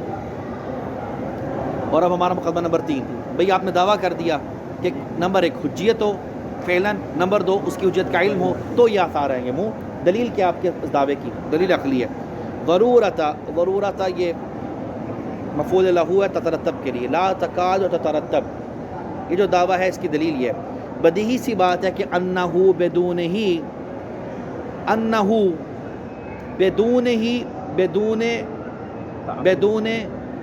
احراز، اگر علم نہ ہو، انہو ما، یہ جو ہے مشکوک الحجیہ اجماع منقول، ہو بدون الاحراز، احراز کے بغیر یہ جو شے ہے، یہ زن جو ہے، لا یصح المؤاخذہ، یہ پہلے منجزیت کی نفی کریں گے، لا یصح المؤاخذہ علی مخالفت التکلیف، یعنی اجماع منقول نے ایک حکم ثابت کیا، آپ نے اس حکم کی مخالفت کی تو شارع کے لیے جائز نہیں ہے کہ آپ کا مواخذہ کرے، بمجرد اصابت ما، فقط اس اجماع منقول کا مطابق واقع ہونا، اس بنیاد پہ شارع کا آپ پر مواخذہ کرنا یہ درست نہیں ہے. یعنی آسان لفظوں میں بیان کرے بابا، منجزیت ثابت نہیں ہے. شنو معنی منجزیت؟ یعنی استحقاق العقوبہ علی المخالفہ. یہ ہو گیا اثر اول کہ منجزیت ثابت نہیں. اثر دوم، ولا یکون عذرا، منو یکون، ما، وہی وہ زن، وہ اجماع منقول، یہ معذر نہیں ہوگا، لدا مخالفت ہی عند مع عدم الاصابہ، یعنی واضح ہے کہ معذر عند عدم الاصابہ ہوتی ہے نا، جب وہ اجماع منقول حکم لے کر آئے، حکم مطابق واقع نہیں تھا اور آپ نے واقع چھوڑ دیا، اس غیر معتبر اجماع پہ تکیہ کرتے ہوئے، اور بروز قیامت اللہ پوچھے حکم واقعی کیوں چھوڑا ہے، تو یہ جی میں نے اس پہ اعتماد کیا تھا، تو یہ معذور نہیں ہوگا. ناظرین، ولا یکون عذرا، اور یہ معذور نہیں قرار دے گا مکلف کو، لدا مخالفت، جب آپ نے اس کی مخالفت کی، مع عدم الاصابہ، اور جو ہے یہ مطابق واقع بھی نہیں تھا. یہ سب صورتیں واضح ہوں گی. ولا یکون مخالفتہ تجریا، اور نہ ہی اگر آپ اس کی مخالفت کرتے ہیں، یہ آگے جو ہے برادران مع عدمہا تکرار نہیں کریں گے، مع عدمہا تینوں میں ہے، عذر، تجری، انقیاد، یہ تینوں صورتوں یہ کب ہوتی ہیں؟ جب ظن مطابق واقع نہ ہو، مصیب نہ ہو. اعادہ نہیں کریں گے مصنف دوبارہ مع کا. اور نہ ہی اس کی مخالفت تجری کہلاتی ہے. کتنے اثر ابھی تک منفی کر دی ہم نے؟ 3 اثر. منجزیت نہیں آئے گی، معذریت نہیں آئے گی، تجری بھی نہیں آئے گی. اما انقیاد نہیں آئے گا فی صورہ، و آئے گا فی صورہ. ولا یکون موافقتہ، اور اس ظن کے مطابق عمل کرنا، بما ہی موافقہ، یعنی اس بنا پر کہ یہ میں مولا کے ثابت شدہ امر کی موافقت اور اس کی اطاعت کر رہا ہوں، اس بنیاد پہ تشریع محرم ہے، لہذا یہ بھی حرام ہے، یہ بھی اثر نہیں آئے گا. لا تکون موافقتہ بما ہی موافقہ انقیادا، اس مشکوک الحجیہ کے مطابق آپ نے عمل کیا اور اس نظریے پہ کیا کہ یہ شارع کا حکم تھا، تو اسے انقیاد نہیں کہیں گے، کوئی ثواب نہیں ملے گا. وہ ان کانا کے بعد ذیلی ہے، وہ جو کیا تھا. ہاں اگر آپ کہتے ہیں کہ انشاءاللہ اللہ اجر دے گا، رجاء مطلوبیت، احتمال مطلوبیت، تو پھر یہ انقیاد کہلا سکتا ہے. وَإِن كَانَتِ الْمُوَافَقَةُ بِمَا هِيَ مُحْتَمِلَةٌ لِمُوَافَقَةِ الْوَاقِعِ، نہ بما ہی موافقہ، اوپر کیا تھا؟ بما ہی موافقہ. اگر موافقہ بما ہی موافقہ کریں گے تو یہ انقیاد نہیں ہوگا، یعنی اجر نہیں ملے گا. لیکن اگر آپ موافقہ کرتے ہیں، یعنی اس کے مطابق عمل کرتے ہیں اس نظریے پہ کہ انشاءاللہ محتملۃ لموافقۃ الواقع، کہ ممکن ہے کہ یہ والا حکم مطابق واقع ہو، میں احتمال دیتے ہوئے عمل کر لیتا ہوں، نسبت لیتا اللہ کی طرف، لیکن کرتا ہوں، تو وَإِن كَانَتْ كَذَلِكَ یعنی انقیاد. ان کانت الموافقۃ بہذا الشکل انقیادا،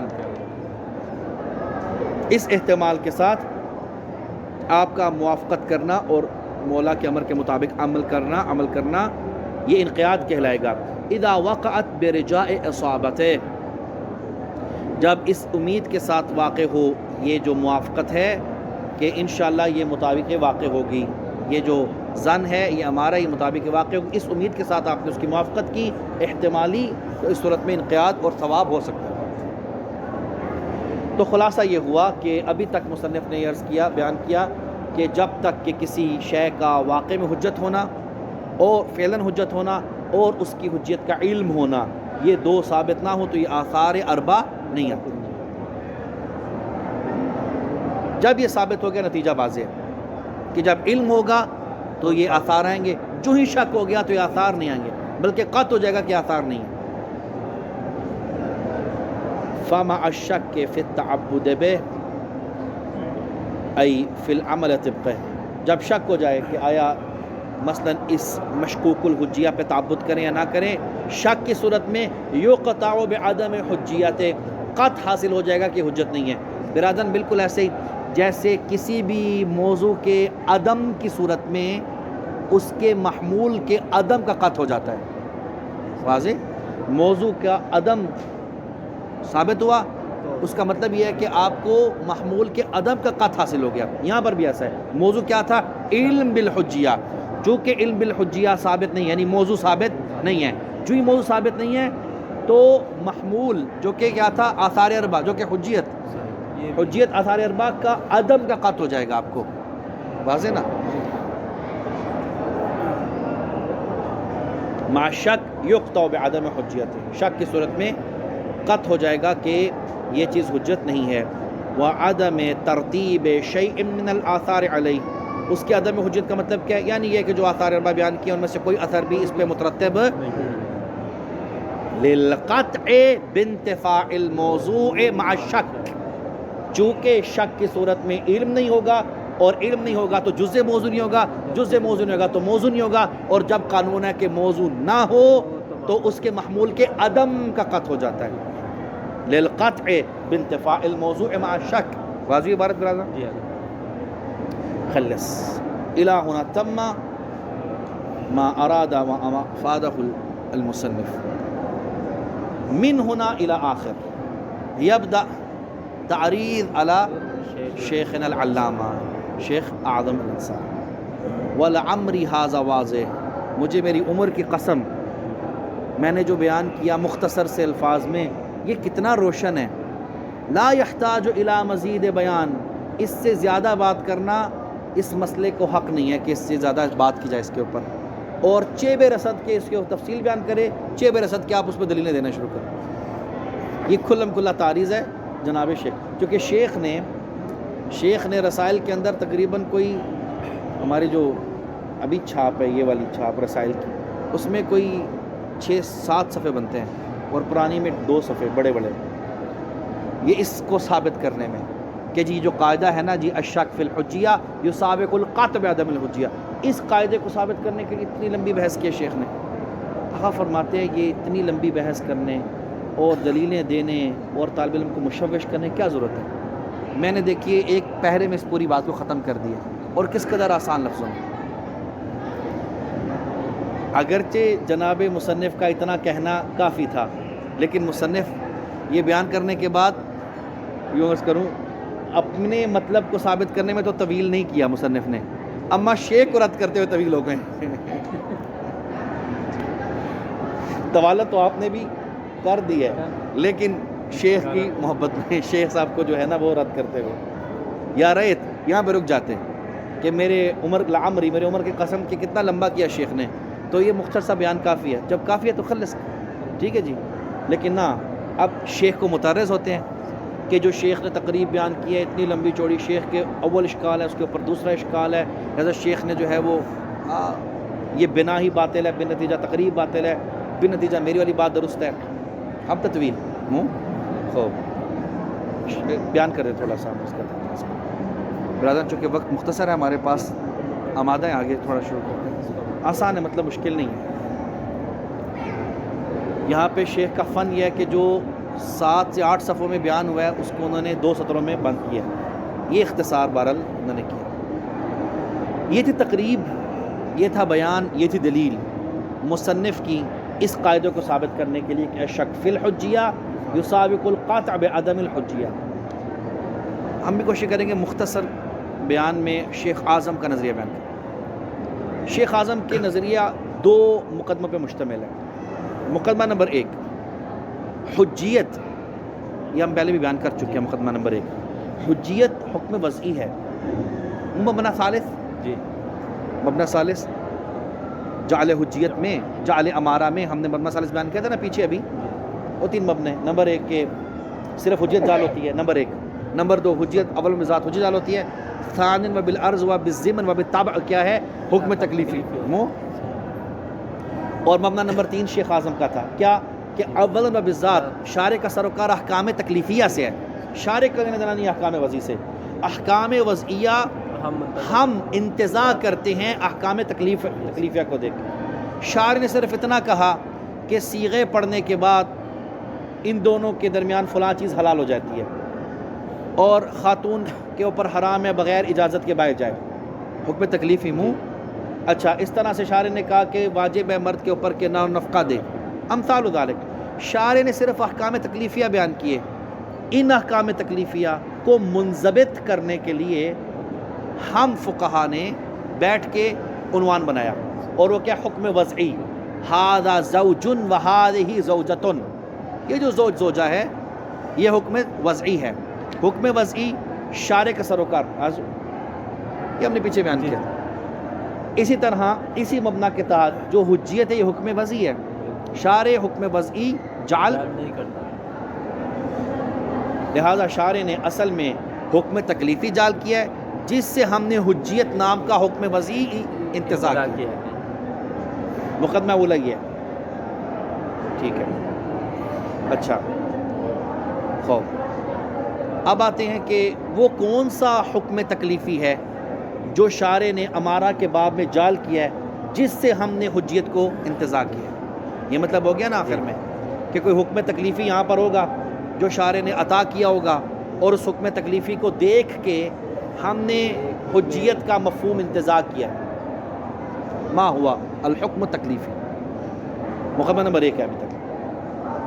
شیخ فرماتے ہیں وہ 2 حکم تکلیفی ہیں، شیخ اعظم فرماتے ہیں 2 حکم تکلیفی ہیں۔ نمبر 1 لزوم الانقیاد علی هذا معدل امارہ، مثلا وضاحت کرتا ہوں۔ نمبر 2 جواز اسناد هذا الحکم الی اللہ، ٹھیک ہے۔ کہا جب ہم مثلا ادلۃ حجیت خبر واحد میں جاتے ہیں، ادلہ حجیت خبر واحد میں دلیلیں یہ نہیں کہتی کہ خبر واحد حجہ، کوئی ایک روایت دیکھی آپ نے ایسی، یا کوئی قرآن کی آیت دیکھی ہے، نہیں، ساری کی ساری ادلہ کیا ہیں؟ حکم تکلیفی کی۔ آیت نبا کیا ہے جی؟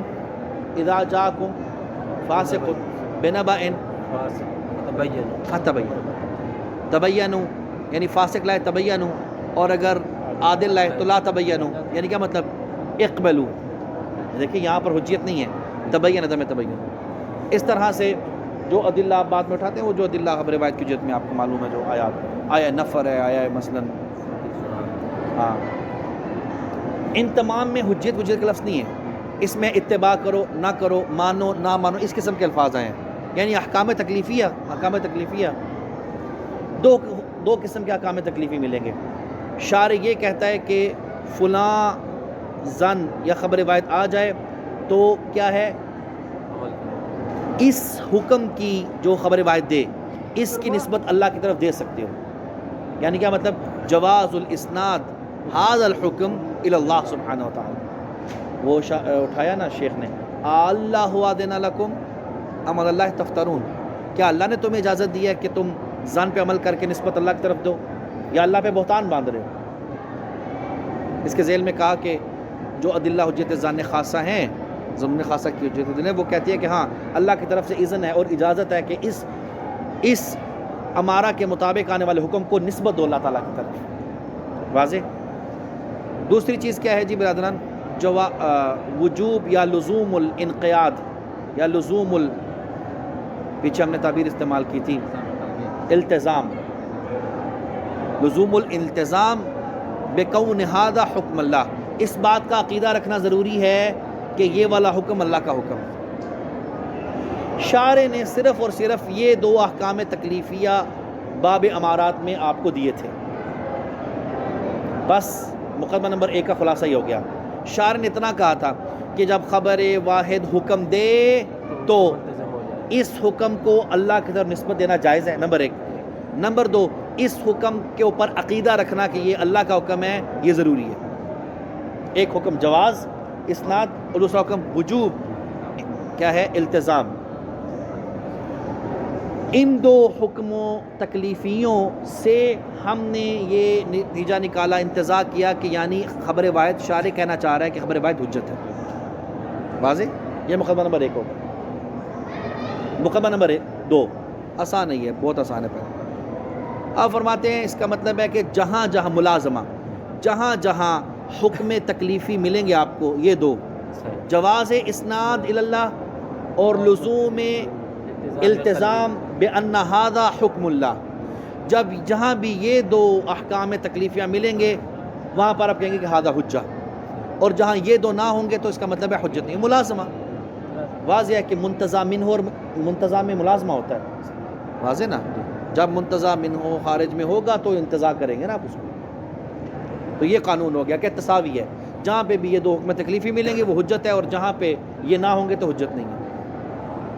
یعنی یہ نہیں ہو سکتا کہ یہ دو حکم تکلیفی بھی ہوں اور وہ شے حجت بھی نہ ہو. یہ بھی نہیں ہو سکتا کہ وہ شے حجت ہو اور یہ دو حکم شابش تکلیفی ہو. اور جو واضح ھذا تمام البیان. جب یہ تمام بیان آ گیا، اب شیخ کی مقدمہ نمبر 1 اور ثانی کے بعد نتیجہ لیں. شیخ کہتے ہیں کہ جب کسی شے کے حجت ہونے کے بارے میں شک پڑتا ہے تو نہ تو جواز اسناد اللہ جائز ثابت ہوتا ہے اور نہ ہی لزوم التزام ثابت ہوتا ہے. اور جب یہ دو ثابت نہیں ہوتے تو اس کا قہری نتیجہ ہے کہ اس سے منتزع یعنی حجیت بھی ثابت نہیں ہوتی، چونکہ ہم نے ضابطہ دیا تھا مقدمہ نمبر 2 میں، جہاں جہاں یہ دو حکم ہوں گے وہاں حجیت ہوگی، جہاں یہ دو حکم نہ ہوئے تو حجیت نہیں ہوگا. واضح ہوا؟ جی. تو جب کسی شے کی حجیت کے بارے میں شک پڑ جاتا ہے تو نہ تو اس مشکوک شے کے مطابق آنے والے حکم کی نسبت اللہ کر دی جا سکتی ہے، اور نہ ہی اس حکم کے بارے میں عقیدہ رکھنا درست ہوگا کہ یہ حکم اللہ کا ہے. جب یہ دو حکم ثابت نہیں ہوتے اس کا مطلب ہے کہ مشکوک حجیت نہیں رہی. واضح؟ یہ ٹوٹل بیان ہے شیخ اعظم کا. اس کے بعد بات لمبی کہاں کی ہے؟ آپ کہہ سکتے ہیں کہ رسائل میں اگر اتنی بات ہے اس کے لیے 8 صفحے تو نہیں چاہیے. اس کے بعد شیخ نے لمبی بات کہاں کی ہے کہ جس بھی ظن کے حجیت کے بارے میں شک ہو جائے اس پہ یہ دو حکم تکلیفی نہیں آتے. اس کے لیے ادلہ 4 بیان کیے. دلیل نمبر 1 قرآن، وہ قرآن کی آیتیں.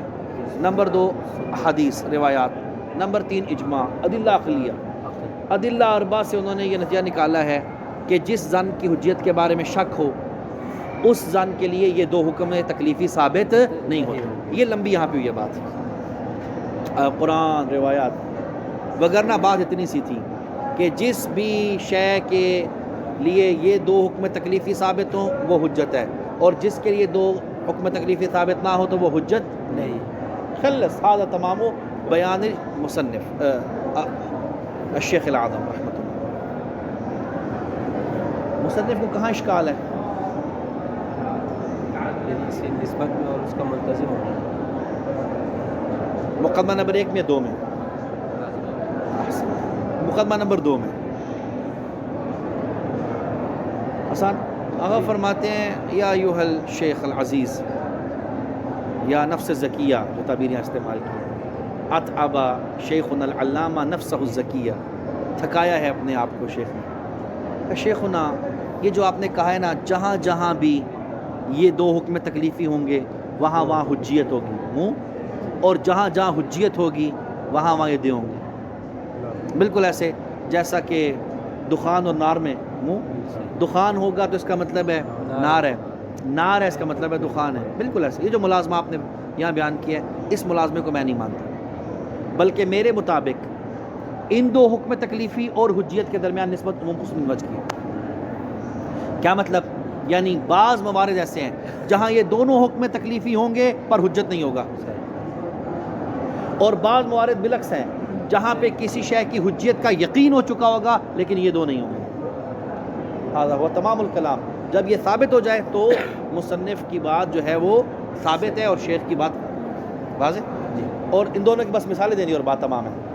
پہلے کی مثال ہے برادران کہ جہاں پہ کسی زن کے حجت ہونے کا یقین ہے اس کی حجیت ثابت ہے، اما یہ دونوں درست نہیں ہیں. جواز الاسناد الی اللہ یہ بھی ثابت نہیں ہے اور لزوم الالتزام بھی ثابت نہیں ہے. اور اس کی بارز مثال ہے وہ کیا؟ ظن مطلق علی القول بے انسداد، دلیل انسداد ہوں و بناء علی الحکومہ. یہ بارہا بیان ہو چکا کہ ظنون مطلق یعنی جب کسی زن کی حجیت پر دلیل خاص موجود نہ ہو تو بعض کہتے ہیں کہ ہمارے پاس ایک دلیل مطلق ہے جو تمام آنے والے ظنون کو حجت ثابت کرے. وہ دلیل انسداد ہے، اس کا بیان بھی ہم نے کئی بار عرض کیا ہے. اور پھر یہ بھی ہو چکا کہ اس میں دو نظریے ہیں کہ یہ جو زن دلیل انسداد کے ذریعے سے حجت ہوا ہے آیا یہ علی نحو الکشف حجت ہے یا علی نحو الحکومہ. علی نحو الکشف کا مطلب ہے کہ اس کی حجیت شارع نے اس کو دی تھی اما عقل نے صرف کشف کی ہے. ٹھیک، یہ علی نحو الکشف. علی نحو الحکومہ یہ ہے کہ نام اس کی حجیت شارع نے سرے سے جعلی نہیں کی بلکہ عقل کہہ رہی ہے کہ آپ اس کو حجت سمجھو. ٹھیک، کہاں فرماتے ہیں کہ ظن مطلق کی حجیت من دلیل انسداد بناء علی الحکومہ، بناء علی الحکومہ. یہ جو ظن مطلق ہے اکو حجہ لو ماکو حجہ حجہ. آپ خود فرماتے ہیں کہ ظن مطلق دلیل انسداد کے ذریعے سے حتی علی نحو الحکومہ بھی کیا ہے؟ حجت ہے. یعنی حجت کا مطلب کیا ہے؟ یعنی آپ اس ظن کے مطابق عمل کر سکتے ہیں، یہ حجت ہے. لیکن دیکھیں یہ ظن حجت تو ہے پر اس کے مطابق آنے والے حکم کی نسبت اللہ کی طرف دے سکتے ہیں؟ نہیں. کیوں؟ چونکہ یہ حجیت شرعی نہیں ہے کہ آپ کہیں کہ جی شارع نے اس کو حجت قرار دی ہے بس یہ حکم شارع کا ہے. واضح حجت ہے لیکن اس کے مطابق آنے والے حکم کی نسبت اللہ کی طرف جائز نہیں ہے دینا. ھذا اول. ثانی، اسی طرح سے یہ عقیدہ رکھنا کہ جو ظن مطلق حکم دے گا وہ حکم اللہ کا حکم ہے یعنی لزوم الالتزام، یہ بھی جائز نہیں ہے. بلکہ آپ یہ کہیں کہ مجھے نہیں پتا کہ یہ اللہ کا حکم ہے یا نہیں، مجھے اتنا پتا ہے کہ عقل کہہ رہی ہے کہ آپ عمل کرو بس. واضح. تو پس ہم نے آپ کو مثال دے دی کہ جہاں پہ ایک شے کی حجیت ثابت ہے لیکن نہ تو جواز اسناد الی اللہ ہو سکتا ہے اس کا اور نہ ہی لزوم التزام ہے اس کے مطابق. اور جواز ھذا من جانب آخر کون سی؟ اب کیا کرنا ہے ہم نے دوسرے طریقے؟ دوسرا کیا کرنا ہے؟ یہ دونوں چیزیں ہوں گی لیکن وہ شاباش. ٹھیک ہے، پہلا کیا تھا کہ حجت ہے لیکن یہ دونوں احکام تکلیفیہ ثابت نہیں ہیں. اب کیا عرض کریں گے کہ یہ دونوں حکم تکلیفی موجود ہیں یعنی اس شے کی طرف نسبت بھی دے سکتے ہیں اللہ کی طرف اور اس پہ عقیدہ رکھنا بھی ضروری ہے، درست ہے، اما حجت نہیں ہے وہ. اس کی کیا مثال ہے؟ آقا نے مثال نہیں دی اس کی لیکن کہا ہے کہ دلیل خاص یہ کہہ سکتی ہے. دلیل خاص آئے کسی زن کے بارے میں یا کسی امارہ کے بارے میں اور وہ کہہ سکتی ہے کہ اس زن سے حاصل ہونے والے حکم کی نسبت اللہ کی طرف دینا جائز ہے اور اس پہ عقیدہ رکھنا ضروری ہے لیکن یہ حجت نہیں ہے یعنی اس کے مطابق عمل کرنا ضروری نہیں ہے. واضح. یہ دیکھیے غور کیجیے گا ذرا یہ بات، یہ کیسے ہے؟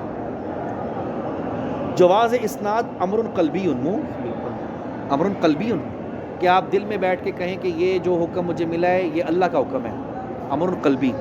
اور لزوم الالتزام بھی کیا ہے؟ امر قلبی ہے.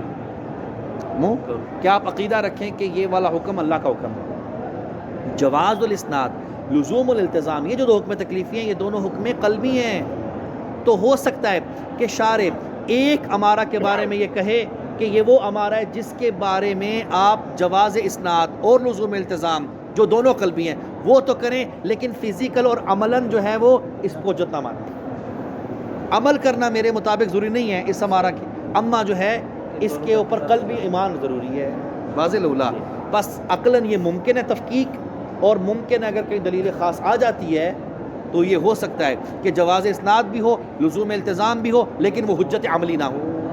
ارجو واضح اذا صار واضحا هذا الحمد لله انه ماكو ملازمه بين وجود هذين الحكمين التكليفيين وبين الحجيه. اذا ماكو ملازمه ان لا يتم ما افاده شیخنا العلامہ، شیخ علامہ کی جو ساری بات تھی وہ اشتباہ میں ہے. پس ہو سکتا ہے یا ایھا الشیخ کہ ایک امارہ ہو اس کے لیے نہ لزوم التزام ثابت ہو نہ اس کے لیے جواز اسناد ثابت ہو لیکن اس کے لیے حجیت ثابت ہو. تو آپ نے جو کہا تھا کہ مشکوک حجیت کے لیے چونکہ لزوم التزام اور جواز اسناد ثابت نہیں ہے اس لیے وہ حجت نہیں ہے، ہم کہتے ہیں یہ بات غلط ہے. بس آپ کی تقریب سرے سے جو ہے وہ ایک باطل بنا پر ہے. ملاحظہ کیجیے عبارت.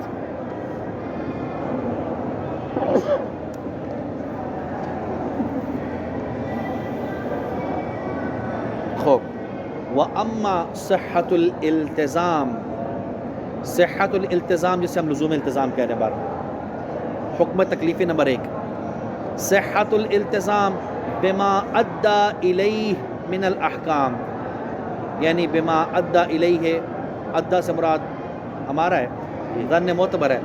ظن معتبر جو حکم عطا کرتا ہے اس کے مطابق التزام کا صحیح ہونا، یعنی اس کے مطابق عقیدہ رکھنا. حکم تکلیفی نمبر 1 وصحت نسبت ما ای نسبت الحکم، صحت نسبت الحکم الذی ادى الیہ الامارہ الی اللہ تعالی، یعنی دوسرا حکم برادران. حکم تکلیفی نمبر 2 جسے ہم بول رہے تھے جواز الاسناد، پہلا لزوم الالتزام، نمبر 2 جواز الاسناد. یہ دونوں فلیستا من آثار الحجیہ، یہ دونوں حکم تکلیفی حجیت کے آثار میں سے نہیں ہیں. ضرورت بدیہی ہے ان حجیت الظن عقلا، یہ پہلے ثابت کرنے چلے ہیں اس بات کو کہ ایک شے حجت ہو لیکن یہ دو آثار نہ آئیں. اور وہ کیا تھی؟ ظن مطلق بدلیل انسداد علی القول بالحکومہ. یہ دیکھیے ذرا، ان حجیت ظن عقلا، حجیت ظن المطلق عقلا علی تقدیر الحکومہ فی حال الانسداد، حالت انسداد میں بناء علی الحکومہ ظن مطلق کی حجیت ثابت ہے لیکن یہ حجیت لا توجب صحتہما، یہ موجب نہیں بنتی کہ یہ دونوں صحیح ہوں. کیا؟ التزام، صحت الالتزام اور صحت الاسناد، یعنی جواز الاسناد اور لزوم الالتزام. بس حجت ہے ایک شے لیکن یہ دو آثار اس کے فلو فرضا یا فرضا صحتہما شرعا مع الشک فی التعبد بہ لما یجدی فی الحجیت شرعا ما لم یترتب. یہ اب دوسری طرف فلو فرض صحتہما شرعا، اگر فرض کریں کہ یہ دونوں صحیح ہوں، یعنی کیا مطلب؟ دوسری طرف آ رہے ہیں. پہلا تھا نا بابا کہ حجیت ثابت ہے اور یہ دو نہیں ہیں، دوسرا کیا تھا؟ یہ دونوں ثابت ہیں اور حجیت نہیں ہے. اگر یہ شرعاً ثابت ہو جاتا ہے، مثلا کوئی دلیل خاص کہتی ہے کہ جواز اسناد بھی درست ہے، لزوم التزام بھی درست ہے، یہ قلب بھی درست ہے، اما حجت نہیں ہے. غور کیجیے گا ذرا اس طرح. فلو فرضا، عبارت ایسے لگ رہی ہے جس طرح سے مربوط ہے پہلے والے کے ساتھ جبکہ یہ الگ ہے. فلو فرضا صحتہما ای صحت الالتزام و صحت النسبہ، عبارت کے مطابق شرعاً، اگر فرض کریں کہ دلیل خاص نے آ کے کہا کہ شرعاً یہ دونوں درست ہیں، یعنی جواز اسناد بھی لزوم التزام بھی، مع الشک کے فی التعبد بہ، جبکہ اس شے مثلا اجماع منقول اس کے تعبد اور اس کی حجیت میں شک ہو، تو لما کان یجدی فی الحجیہ شیئا، تو فقط ان دونوں حکم تکلیفی کا ثابت ہونا اس کی حجیت کو ثابت کرنے کے لیے سرے سے کافی نہیں ہے. سرے سے کافی نہیں ہے. کب تک؟ ما لم یترتب علیہ ما ذکر من آثارها الاربع، جب تک کہ اس شے کے لیے وہ 4 آثار ثابت نہ ہو جو ہم نے عرض کیے تھے، منجزیت و معذریت و انقیاد و تجری. ما لم یترتب علیہ جب تک مترتب نہ ہو اس پر ما وہ کہ جو ذکر من آثارہا جو آثار حجیت کے ہم نے 4 عرض کیے تھے جب تک وہ ثابت نہیں ہوں گے ان 2 حکم تکلیفی کا آنا اس کی حجیت کو ثابت کرنے کے لیے کافی نہیں ہاں وَمَعَهُ أي مع ترتب اور اگر یہ 4 آثار جو ہم نے عرض کیے تھے یہ کسی شے کے لیے ثابت ہو جائیں تو بھلے سے یہ 2 آثار آئیں یا نہ آئیں جیسا کہ کہاں پہ آ رہے ہیں جیسا کہ جہاں پہ کیا ہے دوبارہ عرض کرتا ہوں یہ 2 آثار آئیں یا نہ آئیں اگر وہ 4 آثار جو ہم نے عرض کیے تھے وہ آ جاتے ہیں تو وہ شے حجت ہے جیسا کہ مثال جہاں پہ کیا ہے تعبد یعنی ظن خاص کے ذریعے سے ہم نے اس کو جو وہی پیچھے آثار حجیت میں یعنی مصنف والا کون سی مثال ہے اس کی برد ہو رہا ہوں یہ 2 حکم تکلیفی نہیں آتے جواز اسناد صحت التزام یہ نہیں آتے اما ہمارے جو آثار اربع تھے منجزیت و معذریت یہ آ جاتے ہیں تو شے حجت ہوگی اس کی کیا مثال ہے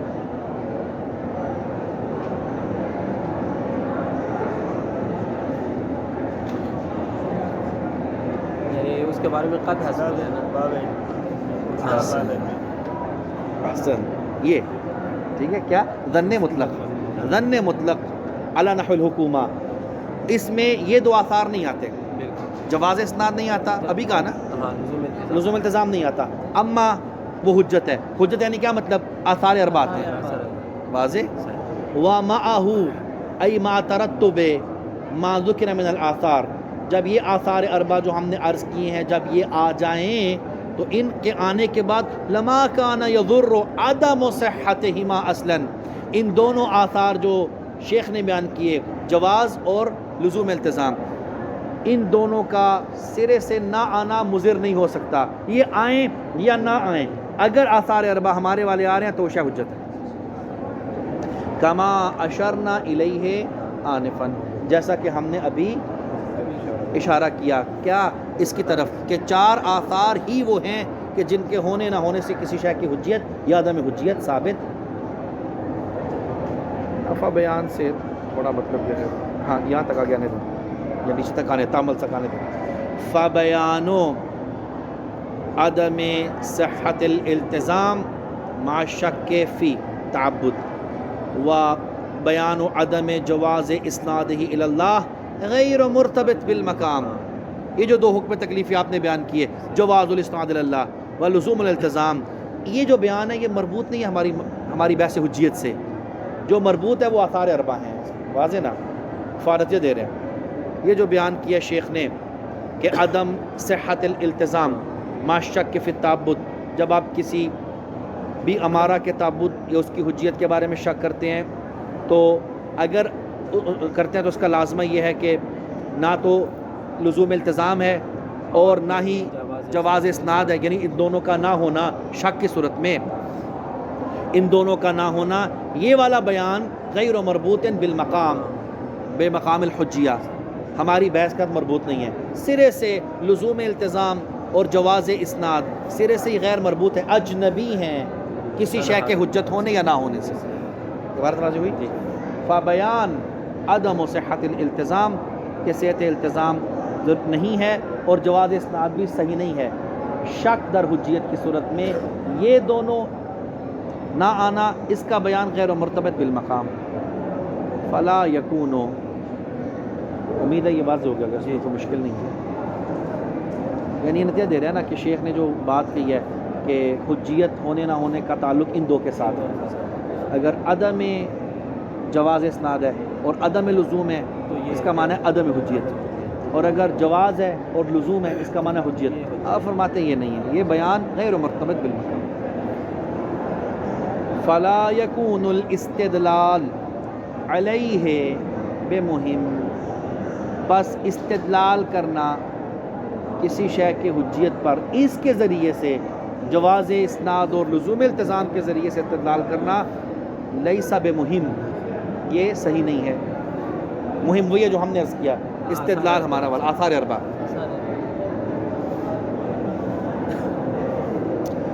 کما اتعبا بہی کس نے استدلال کیا جی لہٰذا تو بھی صرف مطلب بیان کر رہے ہیں نا کہ ان دونوں کے ساتھ جوڑ دینا حجیت کو کہ ان کے ہونے سے حجیت ہے، ان کے نفی سے حجیت نفی ہو جاتی ہے. کما اتعب بہ، جیسا کہ کیا ہے اور تھکایا ہے. اتعب بہ شیخنا العلامہ اعلی اللہ مقامہ، ہمارے شیخ علامہ شیخ انصاری رحمۃ اللہ علیہ نے تھکایا ہے اس بیان کے ذریعے سے. تھکایا ہے نفسہ الزکیہ، اپنے نفس زکیہ کو. بما اطنبا، یہ با استعانت، بما اطنبا من نقض والابرام، جو نقض اور ابرام، جو اشکال اور جواب وغیرہ لمبا چوڑا بیان کیا ہے. واضح بیان اتناب تطویل بلا طائل ہوتا ہے. کبھی طوالت جو ہے وہ ضروری ہوتی ہے، وہ ٹھیک ہوتی ہے، لیکن اتناب ٹھیک نہیں ہوتا. اتناب یعنی غیر ضروری لمبا کرنا بات، غیر ضروری اشکالات اور جوابات اور ادلہ اربع، ٹھیک ہے جی، یہ جو لمبا کیا غیر ضروری، اس کے ذریعے سے ہمارے شیخ نے اپنے آپ کو تھکایا ہے. فراجعہ، مراجعہ کریں ہمارے شیخ کی اس بحث کو رسائل میں، لیکن رسائل اکیلی ملاحظہ نہ کریے گا. بما علقناہ علیہ، ہمارا تعلیقہ ہے رسائل کے اوپر، معلوم ہے نا شیخ کا مصنف کا تعلیقہ ہے رسائل کے اوپر، وہ تعلیقہ ساتھ رکھیے گا. تو مراجعہ کیجئے رسائل کو بما، اس کے ساتھ جو ہم نے اس بحث پر تعلیقہ عرض کیا ہے. جب آپ اس کے ساتھ مراجعہ کریں گے تو دیکھیں گے تو جو ہے شیخ کی بات آپ کو لگے گی غیر ضروری اور اتناب لگے گا. وتأمل، وہاں پہ ہمارے تعلیقے کو صرف پڑھنا نہیں بلکہ ساتھ میں تأمل اور غور بھی کرنا ہے. چلیے پڑھ. وقد انقدح بما ذکرنا، پڑھ لینا اس کو ختم کر دیں. عبارت یہ ہے قد انقدح بما ذکرنا، ہم نے جو عرض کیا اس کے ذریعے سے واضح ہو گیا. ان الصواب فیما هو المہم فی الباب ما ذکرنا فی تقریر الاصل، اس قاعدے کے تقریب اور اس قاعدے کی دلیل کے طور پہ ہم نے جو عرض کیا تھا وہی حق ہے. خلافاً للشیخ، ہم نے جو اہم تھا آثار اربع وہ بیان کیا، اور اس کے نتیجے سے واضح ہو گیا کہ ہم نے جو عرض کیا ہے اس قاعدے کی تقریب اور دلیل کے طور پہ وہی ثواب اور حق ہے. فتدبر جیداً، تو آپ دونوں کلاموں کو سامنے رکھیں اور اس میں غور کریں. اذا عرفت ذلک، یہاں تک الحمدللہ بحث تعبد بظن جو ہے اس کے مقدمات ثلاثہ مکمل ہوئے، اور نتیجہ یہ نکلا کہ کسی بھی ظن کی حجیت پر اگر دلیل معتبر قطعی، حال بتا قطعی ثابت ہوتی ہے ہمارے مطابق حجت ہے، اور اگر دلیل قطعی اس کے عدم حجیت پر ثابت ہوتی ہے ہمارے مطابق وہ عدم، جیسے قیاس اور پہلے والی کی مثال جیسے خبر روایت. لیکن اگر کسی ظن کے بارے میں دلیل نہ تو اس کی حجیت کے لیے ثابت ہوتی ہے نہ اس کے عدم کے لیے، تو وہ بھی ہمارے مطابق حل ہو گیا. کیا ہو گیا جی؟ وہ قطع بعدم الحجیہ کریں. ہاں خلاصۃ الحمدللہ. اب ہم دیکھتے ہیں کہ وہ کون کون سے ظنون ہیں کہ جن کی حجیت پر دلنا انشاءاللہ اس کو پھر کل سے. وصلی اللہ علی رسولہ الکریم وعلی آلہ الطیبین الطاہرین.